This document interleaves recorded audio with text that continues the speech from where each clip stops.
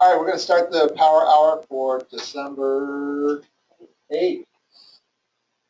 Year's almost over. Happy New Year. Almost Happy New Year. Hopefully you guys are still working on business plans. Ready for 2016. But today I wanted to talk about what you're thinking about. Once you've got your business plan mostly done for your income goals, how many listings you need, how many buyers you need, etc., you got to start thinking about how you market yourself, how you're going to get the business. And one of the important things I think now in this day and age is figuring out how you're going to stand out in the crowd. You guys were here last night. I'm fortunate enough to hear Mark. Mark's definitely keys in on that. How do you stand out above your competition, whether it's buyers or sellers? What are some of the things you can do to be different so that when you do get an opportunity to try to convert a lead, sometimes being different is going to be make a difference whether you get the lead or someone else does. So I wanted to just have a really open sharing session on both buyers and sellers on how we can differentiate ourselves to stand out in the crowd. So this is kind of an idea gathering session, and what you do with it from here is take it back, and I'll compile this list and send it out to everybody, and take some of those ideas, or use those ideas as something to branch off and create even something more different than what we're talking about today. So let's departmentalize and talk about each section. So let's talk about buyer lead generation first, because before you can work with a buyer, get them to sign a contract, etc., you have to get a lead to be willing to stand up and say, I'm not going to remain anonymous on the computer anymore. I'm going to feel open enough to be able to contact you now, or actually answer your call or answer your emails, so that I can either go to houses with you or meet with you in the office. So is there any, come up with some ideas on how you can be different in that regard as opposed to how other agents play? Yes?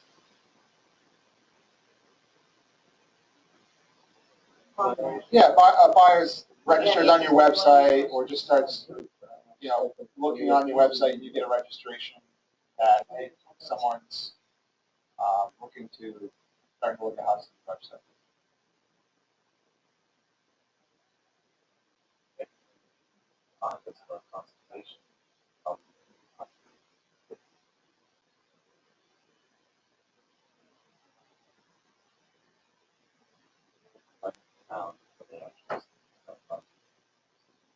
That can be one.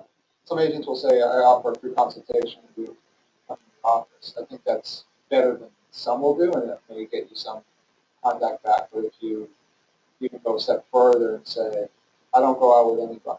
I'm sure a lot of agents would just be happy to go out and show you houses, but I don't do that until you have a chance to sit down. So it's going to be no commitment on your part. Just come in and you'll learn about the buying process. I'll learn about what you're looking for, and it might be a good fit working together moving forward. I think that's a way you can approach it. People are always going to be hesitant. They're going to be like, oh, they're going to sell me. They're going to try to get me to sign something. You could even say, I won't ask you to sign anything on that consultation. That might be another way to say, well, you have to have them sign. I won't ask you to sign a contract. There you go. Right. They do have to sign the mandatory consumer relationship disclosure. I actually use that form when people say, oh, I just want to look at the house. I said, well, the law requires that I have to explain to you how we work as real estate professionals. So instead of just showing you a house that may or may not fit, why don't we sit down together and we can accomplish 2 or 3 things. Number one, if you're pre-approved, that's great. If not, I can have somebody that helps me with that. Number 2, I have to go over how we work as real estate professionals. Since 1993 in Massachusetts, it's a mandatory form that we have to go over with, because we weren't doing a good job with that prior to that time. So I have to explain that. And also, I really like to ask a lot of questions about what it is you're looking for in a home. So I'm not driving you around showing you houses that don't make any sense.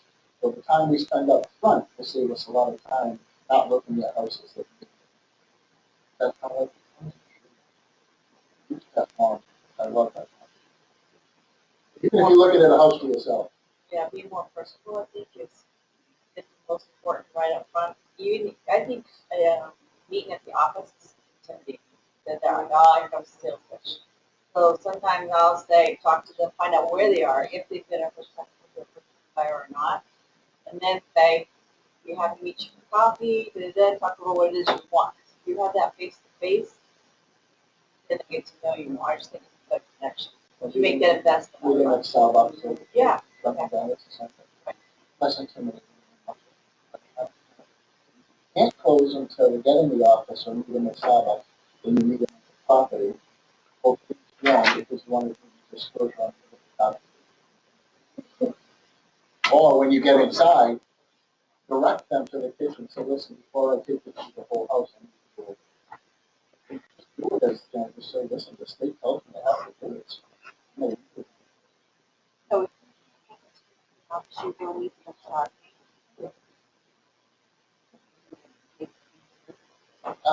Depends on the agenda. Well, if it's a I don't want to found a house, the last house on the left. there's no other houses, yeah, I'd be very cautious. Guys, if you're gonna go meet somebody after 5 o'clock at this time of year, that's just scary. If you wanna bring a friend, bring a spouse.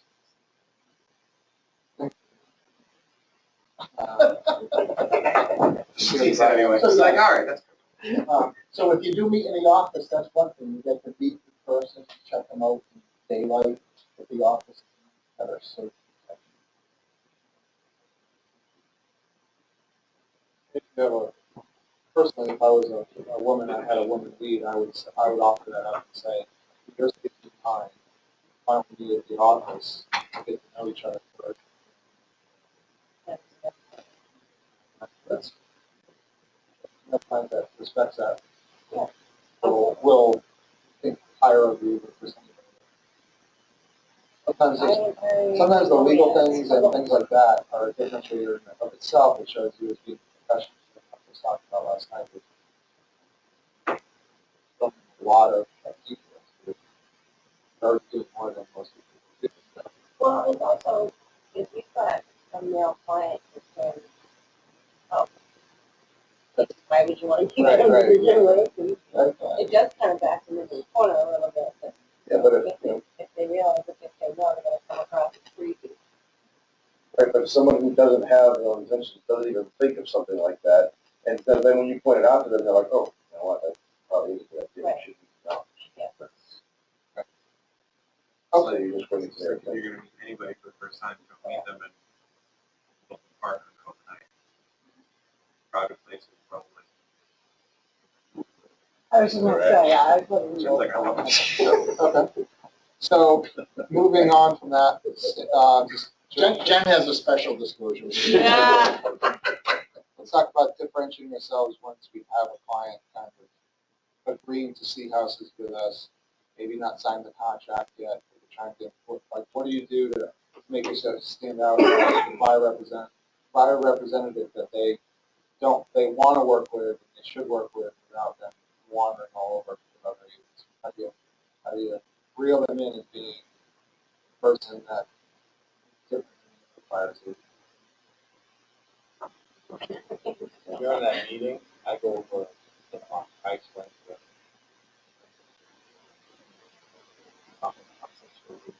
So that the first time you see an offer, I'll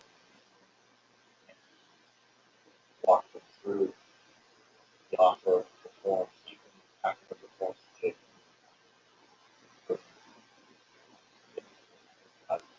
Maybe send it to them electronically, they've already seen it, so I just. Yeah, I mean, even when you're trying to convert a lead, we could say, the reason I do buyer presentations is yes. And even if you don't end up working with me, probably most agents won't offer you this, at least you have the knowledge and information. But with or not. I think that can be a good approach, because most agents, there's a lot of agents out there that won't spend the time with them to do that kind of stuff. Or if you're willing to give to get back, give some time, energy to them before you have to contract it. End up being beneficial. Not making necessitated by it. You talk about the time frames, you talk about contingencies, like a lot of times today's buyers put the down payment, put down cash back. And always be able to say, oh, just ask the sellers for 5,000 cash back. Like it doesn't mean anything. But during a time when I present the offer to them, go through this, a lot of times people have saved up enough for. And I says, if you offer 200 with 5,000 back, that's really $195,000 off the seller. I want to explain that. Some sellers might not understand that, but I'll make sure I explain it to them at the process. And the mortgage person said, yeah, you need that. Sometimes it's different. Most times they say yes. To help them understand that it's real money coming out of the seller's pocket. Sometimes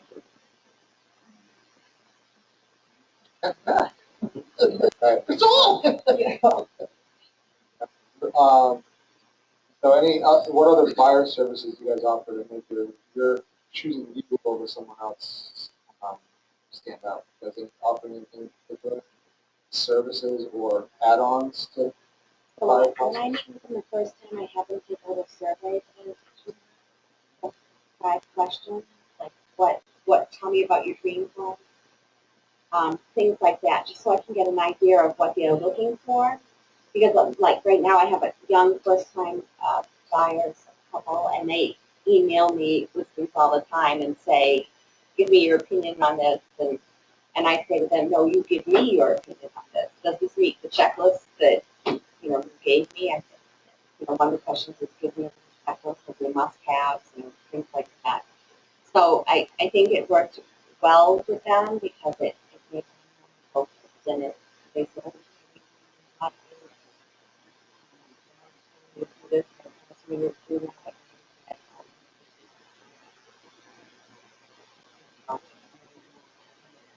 it helps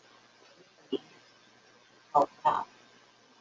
You knew it having a pre-printed list of questions makes sense. Basically just ask all the questions. I always have paper and I write everything down. I write it right in front of them so they know I'm paying attention. It's important to them. No, on a different piece of paper. Clean piece of paper. It's their paper. It's neat for them. But asking questions is the biggest thing that I do to show them. It's his iPad. The more the more questions you ask, the better chance you build of building a relationship. Some agents will ask 4 or 5 questions. Say, okay, let's go look. There's way more important. There's house specific. There's timing specific.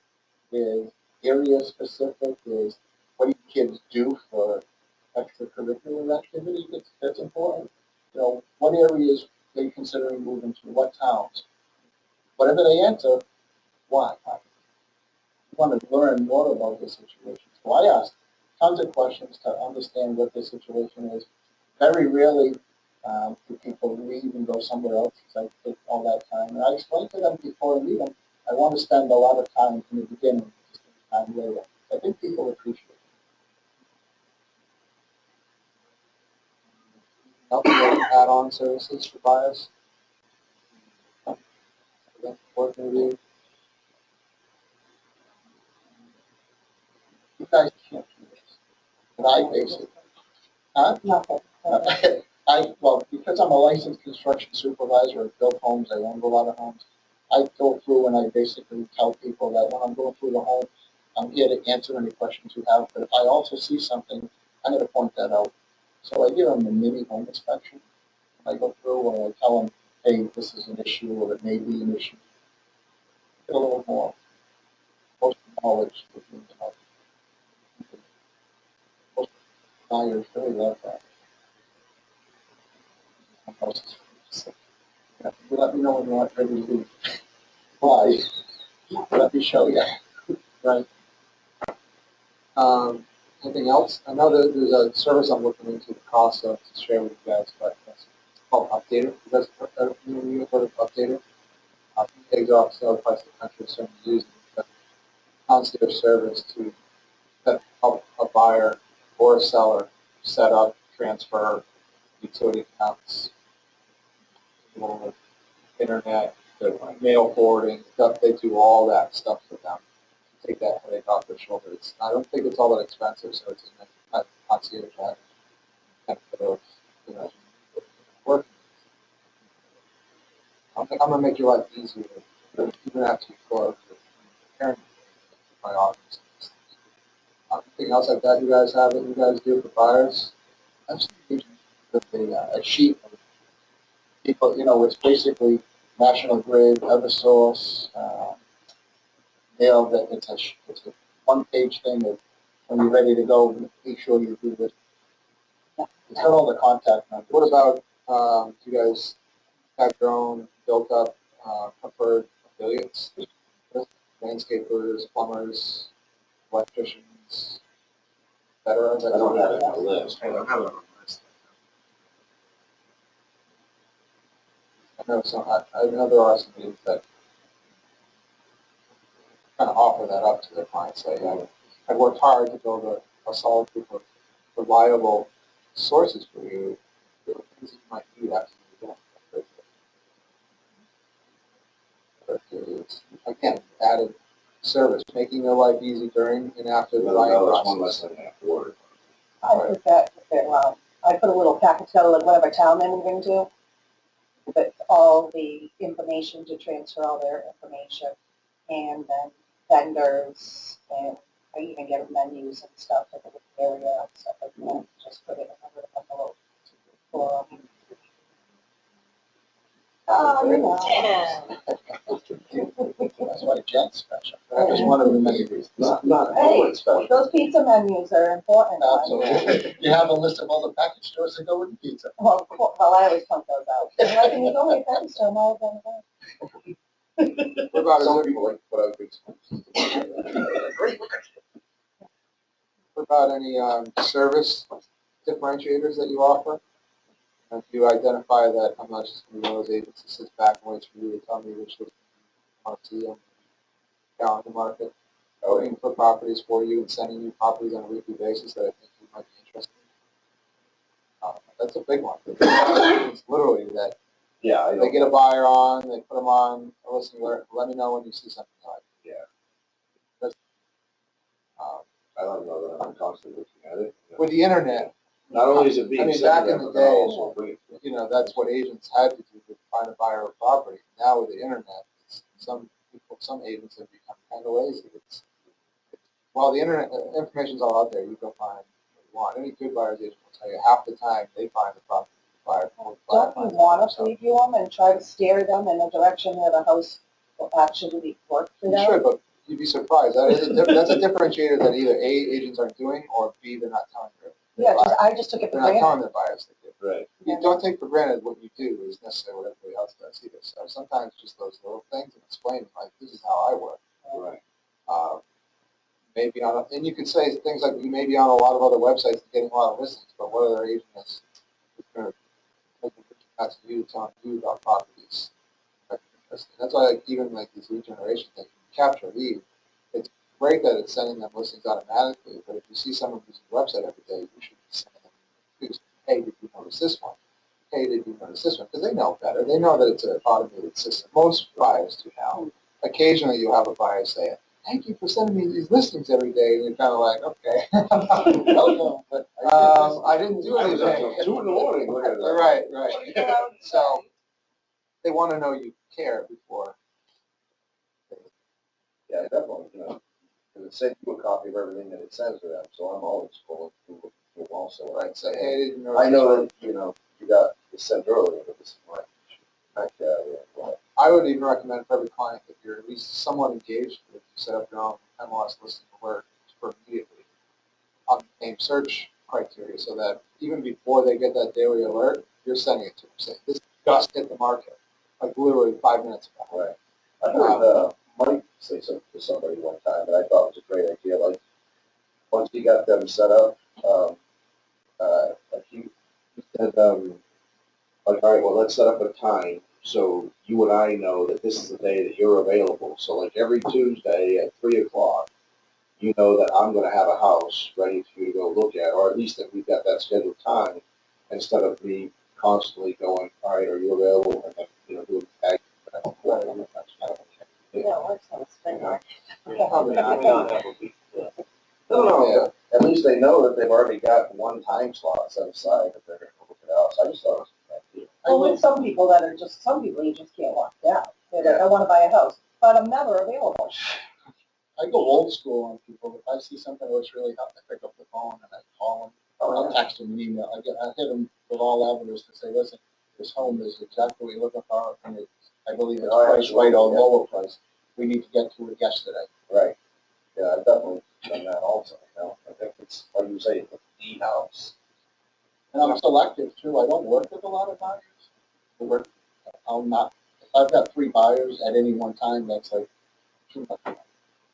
I can handle 3, but other than that, I don't want to. Buyers, if you let them. Really? Are you If sure? you let them, they can. But when you're, like I said, when you're old school, that's why I won't sign a contract with somebody. If I won't, I'll meet with them and I'll just say, I'm sorry, I don't think I can help. I'll just send them away. Because I will do the work to get them to a successful offer. And if it takes 2 months, that's fair. I'm not doing it. Back to what Lisa was saying. Client keeps sending you constant emails saying that. That was one thing that I got out of Johnny's training. One of the first things he told us was, don't send them every listing. Then they have the control of. They're basically going to steer you where you should be steering them. So if you take it, like what Tony said, if you take the listing and instead of having the alert, send them an email every week, have it send you an email every week, and then that way you're sending them an email, not the MLS. Look out the houses that they aren't going to like anyway, or it won't meet what exactly they're looking for, whether it has construction needs or whatever. And it's going to take a little more work on our part, but at the same time, it's going to have us have more control over the buyer versus having them just like, You can do that in MLS, you know. I do. I Oh, think you gotta be careful I don't with send that. But you can hide. To Yeah, some yeah. extent too, because of all the access they have to all these other websites, they're searching And what do they? other sites and they're gonna say, why didn't you send me this? Why? Right. So you've gotta be careful with how you do that. But I get it all the time. I tell my clients, just email all you need.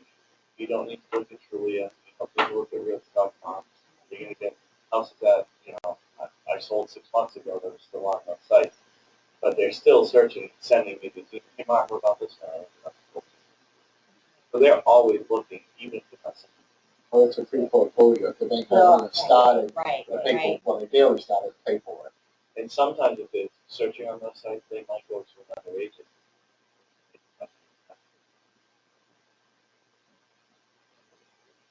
Also, I think run into those buyers who, they say what they want, but then start showing them houses and trying out what like their face up.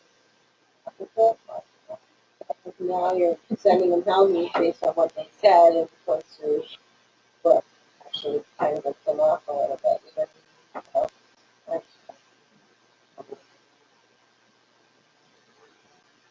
But buyer concentration is so important. It's kind of MLS thing. But you get the feeling for that part. Budget is, the approval budget's 275, but they just love those houses that are 300. I can't get this house. You'll be able to tell probably after an house, but they want that $300,000 house for 275. That's what it's selling. That can be some people that just can't. That you're banging your head against the wall, showing people the house. No, it's just not the right one. It's them not being ready. It's potentially them not being ready to live with what they can afford. All right, let's get back into it. Anything else on buyers, buyer services, buyers differentiation that you can come up with? There's a lot more on listings, but there was some good ones here to share. The last thing with buyers, when I do the consultation, I'll ask for their wants and needs and go over what it is they want, what it is they actually need. The way to do that is to say, if it had everything but, you'll consider it. If they say yes, then that's a want, not a need.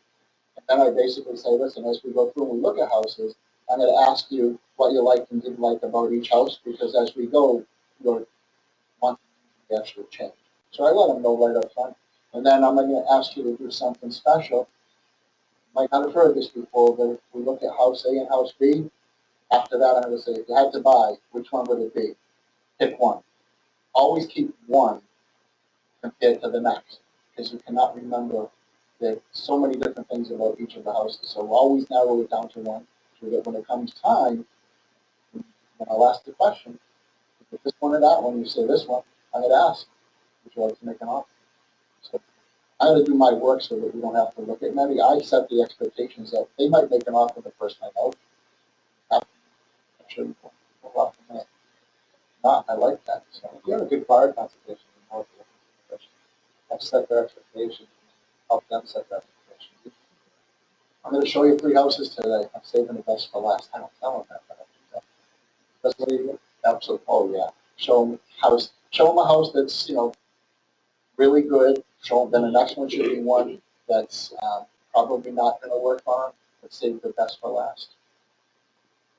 My version of how can Yeah, that's good stuff. That's good stuff. If you can go. I mean, if you're zigzagging across the town, they're going to think you're stupid. Try to lay it out in some geographical circle so that you're not driving back. How many and is forth. too many on a show? Oh my God. Like, 5 would be as many in as possible. So like, but 5 they would be forget. max. I think over a certain number, they forget about all Oh, if I'm doing an REO person, somebody from out of the state, or something, of them. You go back to the I will top do that. of their selections. I I just always felt and heard everybody, a lot of people say that any more than 5 or 6, they can't remember. I don't know. if they're not a first time buyer, though, they bought Right, before, right. then they. First time buyers. Well, we always do a little nickname too, like the one with the, had some freaky feature or whatever, that one, we refer to that all day. Well, it's not as good as whatever that feature was, and then A lot on single, always make sure.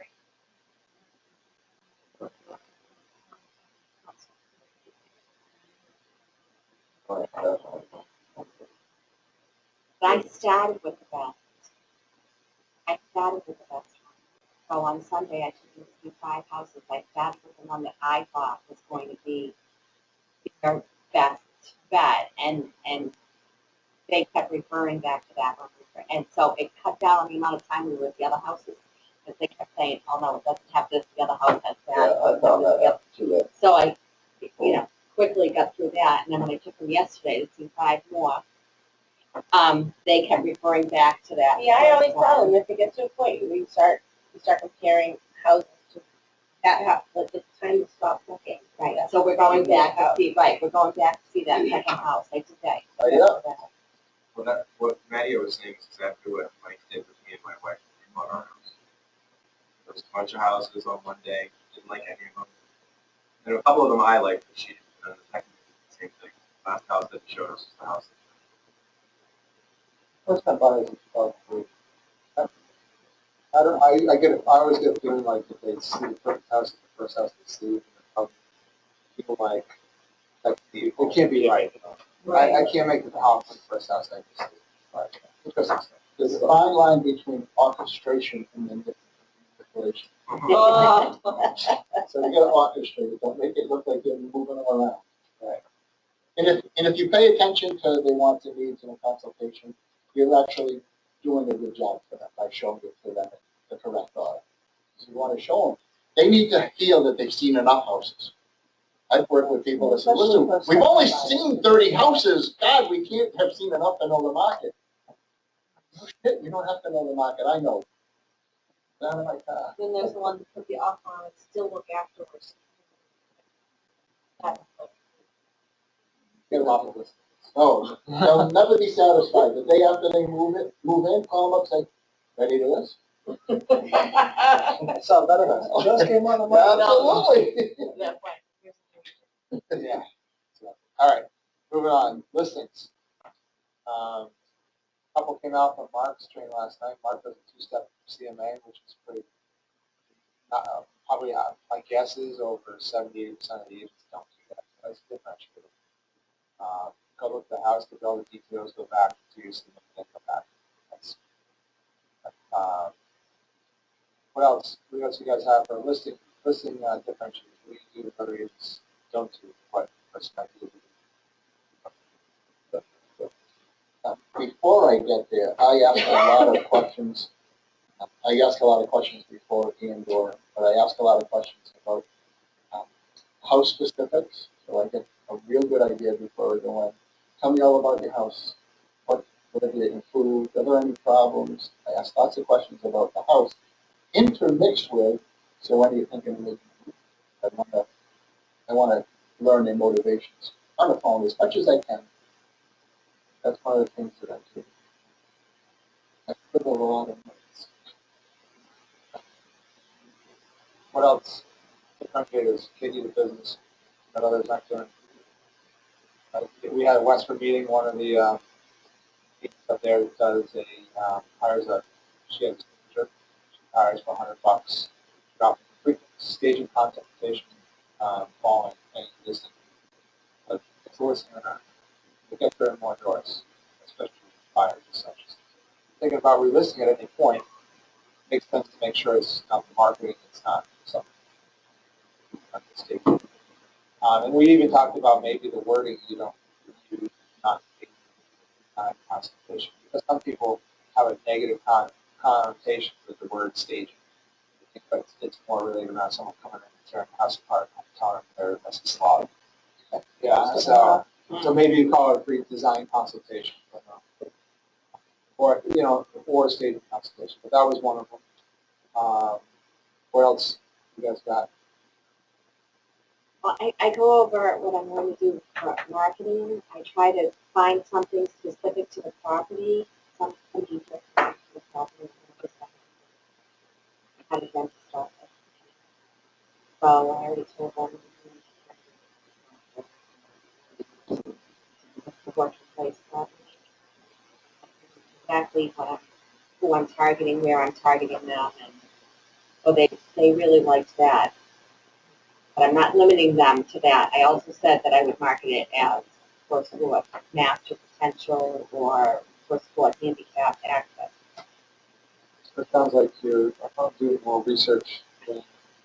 That can be a differentiator in itself. Mark talked about that last night. Is gathering as much information about the listings as you can. And Mark said he pulled the field cards, he pulled the testing records, he brings those listing appointments, looks at the deeds, he's records, and sometimes a differentiator is just that you've done more work and more research and brought more to the table than someone else. That can be a big differentiator for some people. It's one step CMA, it's come in with the CMA and a listening agreement. That's what I recommend for price. So that's that sort of differentiator. What else? Or state.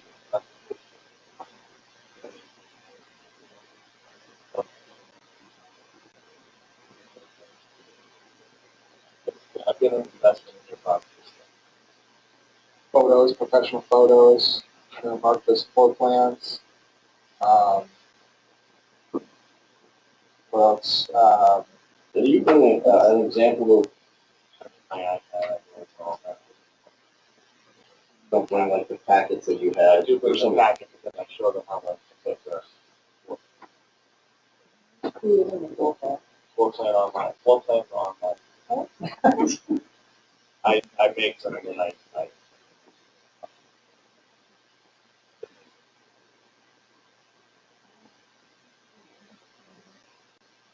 That's a good differentiator because if you've got a house that's been even expired on the market and falls off the market, you want to go in there and say, well, let's make sure if you decide to list again, that this time it's definitely not the market. With my marketing plan, you're going to know for sure. Because sometimes, like the example you brought up, it's sometimes it is the market. Sometimes it's really just timing. You get lucky and you list it right by for so long. Sometimes it is the price, but without all the pieces in place, how do you know? I'm not gonna steal. So that's another good differentiator. What else on the listing side? One of the ones we talked about, and we talked about this in the last week's Monday night session, but if you notice, if you log in now and you look at a listing agreement, it has 3% in there for facilitator. We were just sitting here in the meeting, and I never thought of it from this perspective before, but isn't our job to sell our sellers' houses number one over anything else? We've always, as a kind of custom, most other offices do it, they offer 1 or 0 to a facilitator. And buy. Our job is to sell the house, not discourage someone who might be a facilitator from coming to see the house. Going to sell and explain, like, these are some of the little things that we do at Exhibition that you're not going to see at other places, like offering 3% off facilitator fees. If, for instance, someone comes from Boston or somewhere, they're a facilitator, they don't want to operate as a facilitator, we're not going to discourage them from doing that because we're trying to sell your house. That's our job for one. So that right there in itself is going to be a difference. That's something that came up with last week. I've changed that in the contracts now. I think most companies that want to Yeah. Yeah, it's in the form now. I'd say don't change it. But if you don't want to invest in all these other little things, Listings, yeah. If you guys get listings, $5 a month, paid off on it, $144 per year. The best marketing tool you can have to go after listings, so for money.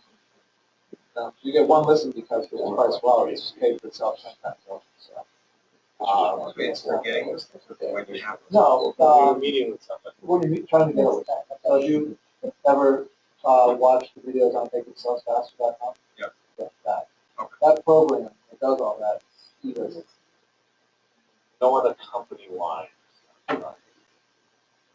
So if you don't have the little individual tools that will sell this company, not much expense. and it depends on the market you're going after. You know, Mark's market, a lot of his listings he's going after through 400,000. You got to have a little bit different game, higher level game, I think, going in. Yeah.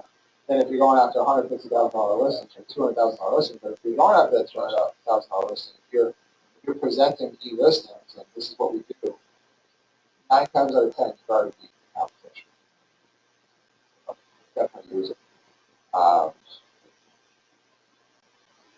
One of the ones we talked about in Westwood, which was kind of a little bit different idea, but I kind of like it, was going to a seller and saying, you know, most agents will come in and try to get you to do wages. I'm not going to do that. I'm not going to represent both parties. I'm not going to back down on my commitment that I'm making with you. If you list my property, I'm going to always represent you for sale. In that case, if a buyer comes along, you can still get paid on both ends. You just have to tell the buyer, I represent the seller.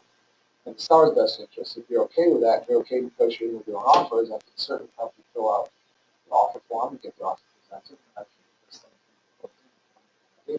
just I can negotiate with the half. But we're going to do it easy anyways, because they have to walk the middle line, so it's no different if you explain it to a buyer. And that way, you differentiate yourself by going to sell and say, you know, most agents are going to come in here and ask you to sign this, which has consent to the agent. Because I'm sticking by you no matter what. My job is to get you the max money I can in the house. So it's a differentiator. It's not a bad idea if you're willing to do that. You know, I would approach it like that because I don't really want to do this agency. In those situations, although occasionally it happens. You have a situation where you have those clients already. But I think it's a good differentiator. I can tell you that probably 95% of people are very with I won't do it. I was bringing Jen the other day. I was telling them if it happens, I'm going to. That's a big differentiator for a seller. You know, most sellers know what dual agency is. They just know that point in time, or even if they don't, you explain to them. They're smart enough to know that, okay, if you become a dual agent, you're not really representing what you signed on to do at the beginning, which is just to represent our interests. Now you're getting paid the money and you're not really representing us. It's a differentiator. I like that one. What else? Well, I always do, I pick a theme for an open house, like I have a lemonade stand.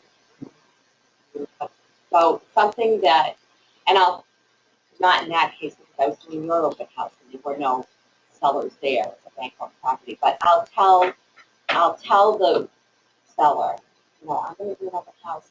This is what I'm going to do. I'll have them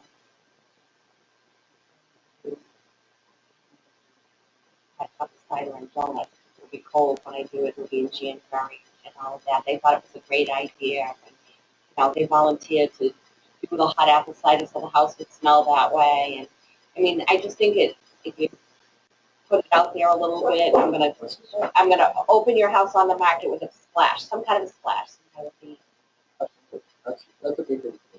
Almost immediately joins me. Like, if they agree to do open houses, it's like, all right, I don't really want to do open houses, but I'll do one.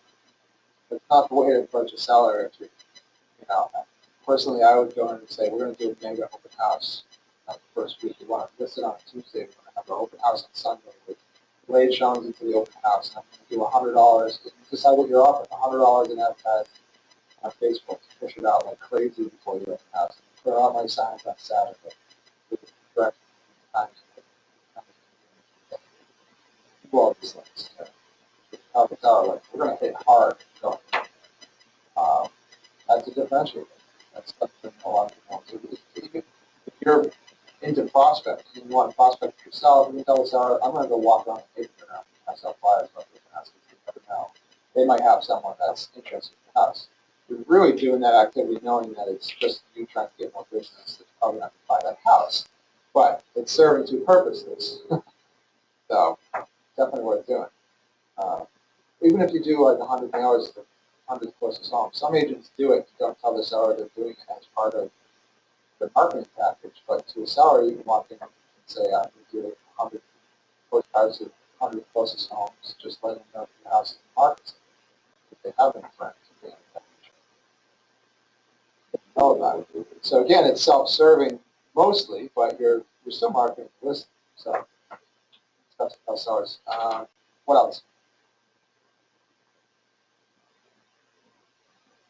Anything else? Service-wise commitment? Like service commitments to sellers are big because most sellers, when they expire, they feel kind of left high and dry. And probably if they said one of the major problems that they had with the last agent, most of the time it's going to be communication.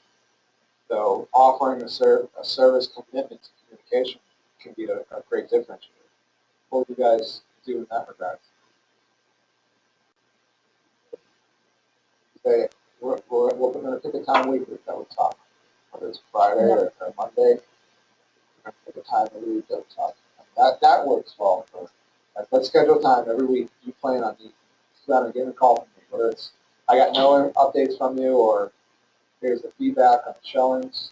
E-listings will send them on that way too.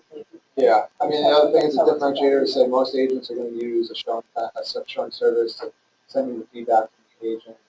If you say, I don't do that, I'm going to call each agent and ask them for real feedback and see if I can get that to differentiate. What else?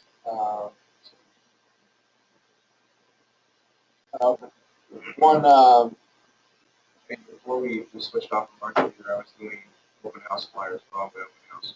Same thing, just walking the neighborhood a day or two before the open house. Passing them out to all the neighbors in the quality of the area. They're like, oh, well, we're not going to buy that house. I'm like, well, I know you already. Kind of make it like a softer approach to them, and then at the same time, go in there at any point in time, like they have to know anybody of their house, buy a house, great. They just say no and close the door, and sometimes they're really nice to sit there and talk to you. They might bring someone through, they might have that person, they might just fire that flyer on their screen, and then If they would decide that they wanted to go, and they're going to remember, hey, remember that agent that came by our house and didn't just mail us a and postcard? if they say maybe, I usually give them a business card with the flyer, but you know, Phone calls. Just do that. E-listings create some. nice way to They be make all. them So e-listings flyers when you create have the text codes already on them. Oh, really? Oh yeah, they're nice. They're nice flyers. And we'll have text this number, this number. Definitely. If you're passing out flyers, flyers. It's a pretty nice one. Automatically happens. Open flyer, and make it out. The only thing is, with e-listings, is usually you put the pictures in the order for your video. When you do the flyer, it'll take the first 5, so you just have to drag and drop and get them like that. It's just, Now for you'll notice that you'll have 5 ordering pictures of of the the kids. pictures, like when I do it on the last night, like I try to set the photos up as if you walk through the front door and walk through the house? Uh-huh. Make sure you do it. Where, I just put them in order, basically my description, which is pretty much you walk in the house. True. right. I'm just saying that when you print your flyer, it will automatically take the first five, which the first five could be the front of the house and then 5 kitchen pictures. So before you print the flyer, just make sure the first 5 are the pictures you want to use. Not the front where Yeah. the stairs. I usually try to do the best pictures of the house, the first pictures. Some websites won't pick up 5 pictures. Oh, really? So you don't put them in an order based on description, you put the best? Best, Oh, because a lot of websites won't pick up all the photos. What Oh. a lot of websites do. So you should be, aside from the flyer, you should be doing What that websites anyway. are Realtor.com, if you don't pay to enhance your listing, it's on their forms. More and more websites are pulling all the photos, but there are still some websites. Flo and Julia pull from the listings that have photos. No. Like would pull if you had 30 photos or close to 30 photos. No, they'll pull, they're supposed to pull all this. Oh, it doesn't matter. Photo It count. doesn't matter. All right,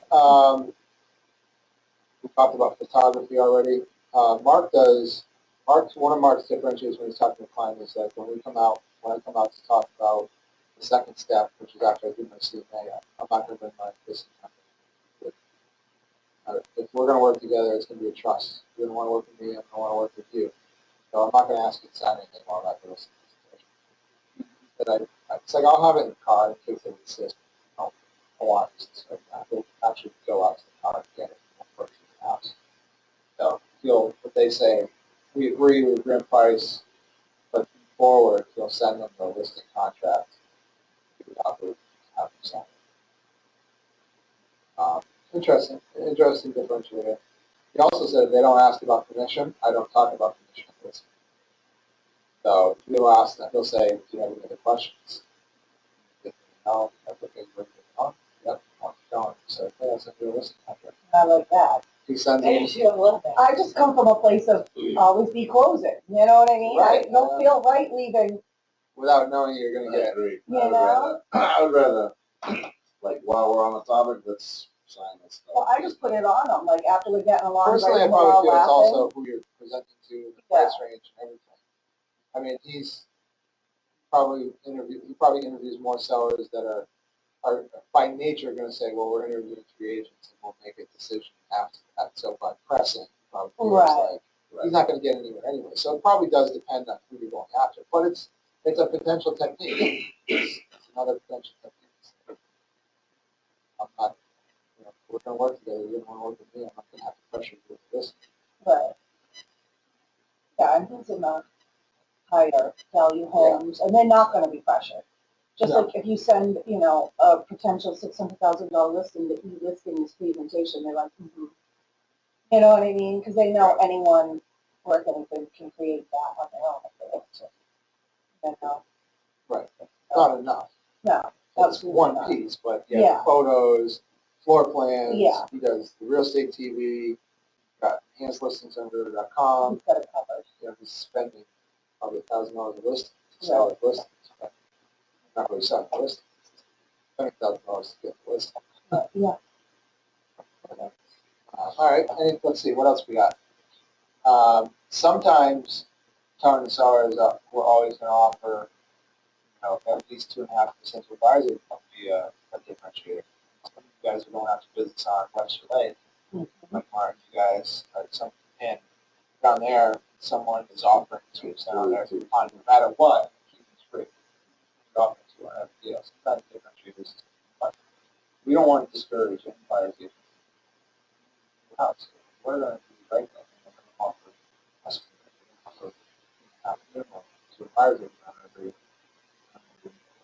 property at risk because we want to encourage everybody to come to the house, not be discouraged by something that's wrong with the house. So that's a differentiator.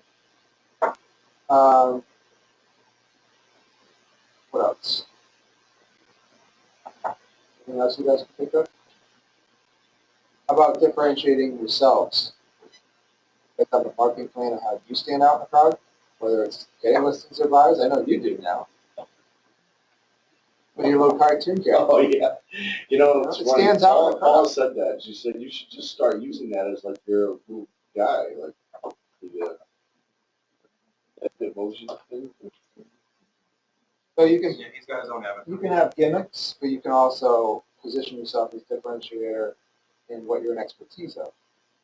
So think about what you want to become an expert in. If it's a talent, what are you doing to make, make sure you're growing your image as the expert in whatever it is you decide to become an expert, whether it's um, a certain area, blister or whatever it may be. There's ways on community, on Facebook groups that are going on in those towns, so that you become a market expert. So I think becoming a market expert in an area or a town is important. It's very important. Someday you don't have to tell it to everybody. You don't have to be the expert to everybody everywhere in the world. That's much easier to do. Keep that in mind as you're thinking about the business transfer. Where am I focused in my so maybe if it's a town, you say, go to your seller, you say to your buyers, look, I look at every town. I know what's going on. When we were at convention, we were listening to those Helping others. Josh Altman. He's like, I am a freaking expert in the area I work. I look at, if I can get into every listing in my area, I'm in every house. I know the square footage prices on this street, this street, that street. And that commitment to that got him to the point where he's getting all kinds of business in that area, even though he's not from, and he's from Boston. He moved out there and grew himself into an expert. And over time, that can pay off big time. All of a sudden, you're that go-to person in town. He's delivering a big person that's already got the listing, that's just not committed as you are. And over time, you grow your market share. Well, and Mark's involving all that data, Right. and showing how the data works and why it. I think that's the difference. That's one that takes time though. You can't just try it for a couple months and be like, I got nothing and gone. You No, need I didn't to, ask him before he left. What kind of But He draws his own. You have to, Like I've gone out with him. He takes a piece of graph paper and he literally just measures the room and draws it, and then he sends that to someplace. But if you go online and just type in literally floorplans.com or floorplans, whatever, there's a software, I guess. Yeah, type free in software. dimensions and it'll generate a photo. Well, like you can drag and drop a room and then just slide it around until you get it the size you want and add one. You can literally drop in a window, even the style window that they have at their house, if it's a double hung or if it's a transit or whatever. So it's easy to do. You don't have to pay a search. yeah, it depends on which side it was. Yeah, I don't think from what you said, if it was $30 a month, $30 a listing, that was the, floorplan. That's not creative work. That's right. Plus he also, well, it's not just the floor plan that he does that makes it so cool because, like I said, anybody can draw a floor plan. What he does though is he takes his little cameras and he drops them in the corner of the room. So whatever the picture is, he drops the camera in that spot so you see with the camera. That's on where the you're floor seeing, plan. So you, right? if you look at the floor plan and click in the corner, it'll show And you. you'll know where that picture is within the house instead of just living. Right. So it shows you where you're standing when you took the picture. That you use it. That's where the service definitely comes in. I wrote it down. Yeah, and if you don't even go that far, I do agree with Jen. Like if I'm shooting a big house, I do try to do it progressive. Almost if I say, okay, we're in the foyer. Oh, it's the kitchen over there. Okay, let's go to the kitchen. So the kitchen, the next kitchen, and maybe take another angle in the living room. So that a buyer can kind of, in their mind, walk through the house and say, I do all my pictures from left to right too. So it's like you get this part, and you can literally see where you can piece the other, I get the whole room. A little bit of text too. It's hard to tell which one. Again, this is a terrible drawing, but if that was his floor plan and you clicked on that little corner, it would look like a camera, and you clicked on it, then you would see what you're seeing from that point of view. That's the way it works. So he's got little cameras all over his floor plan. That's over. I'm just saying, sometimes I think you need to leave a little bit so people will want to go and actually see the property. I think sometimes Depends on the house. I It's don't, good to use to get I the don't think, listing, nobody's ever said you shouldn't be too much. right? information. Right. And then you use it, but, Right, I don't think you can do too much. right. Yeah, well, like But Mark said, getting it's like the when listing. when I do all this stuff, it's probably not like the good house. But I want to leave no shadow of a doubt That he did everything. to I market did the everything house. possible, and that, he's like, that's why I'm not inspired. They're gonna say, okay, obviously Mark's done his job, not market price. Never want it to jump to think, not, You know, oh, you didn't. take it's my photos, agent, it's not the pictures. price, or even have a doubt that, well, maybe it's the agent. You don't want to have that doubt. How do you do the virtual? On Is listings, that on e-listings? you just log in the resource center, you sign up for your listing, then you upload your pictures and your information, and it automatically creates the tour. It all happens automatically. It takes, I mean, I've done it enough where it takes me like 5 minutes. but Yeah, it takes less time than Like 5 to putting it 10 on minutes. MLS. Now it's maybe 10 to 15 minutes. It's not, it doesn't take that long. Is that the one that reads the voice? Mhm. So you can pay to have them have a mobile person. Anything else for differentiators? Let's see, we're about on time. I didn't have anything with your mega open houses. But I think that was about it. Any other? You guys do? Or make yourself stand out in front? Well, in the beginning, that's what we, not telling them that reason, but just say that I personally handle all my open houses. I don't take your listing and then give it to somebody else to handle. So, That's differentiator. once they become famous,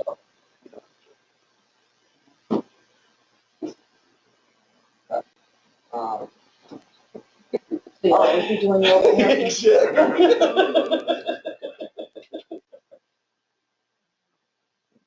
Anything else? All right, then just think about how you're going to differentiate. I recommend, whether it's a buyer presentation or your listing presentation, is put on a sheet in there. Here are the differentiators. This is what I offer that others don't. They may be all integral to what you're presenting and talking about, so lay it out on a sheet. This is what I do different. This is how I work different. Sometimes it's not even different than others are doing. You just highlight the fact. So sometimes it's just laying it out. So this is my differentiator. This is why you should do business. and that we use all the latest technologies. I mean, that alone is one of the kinds, because some. And when your people out there, you differentiators- can't even get them an answer email. When you don't have a lot of sales, when you have a lot of sales or a lot of history in a certain area, you can add differentiators of, yeah, I sold everything in town. Right. But until then, you can have a whole laundry list of, these are what I do differently, above and beyond what most agents What I will. offer you. So you can completely avoid in most cases, the conversation of, well, how new are you? Sometimes it will come up, but oftentimes it won't if you're presenting well. And if you have because my differentiator is how to do business different. They don't have to know that I didn't do this on anybody yet, because this is the first time I've ever sold anything. They don't have to know that. And if you've got this whole presentation all set out, and you're thinking to yourself, oh man, I forgot to do whatever. They don't know what you forgot. Because they don't know what the hell you had planned on doing in the first place. Don't set yourself up before you do it. We talked about that last night. It's half the time you're your own worst critic. Right. And especially when you're having that point going, you don't need it. It's, all the presentations. A lot of people haven't sold a whole bunch of houses, so you don't know what you're going to tell them. All right, anything else, guys? All right, thanks for coming. Good session. Have a good good rest of your week. Roy,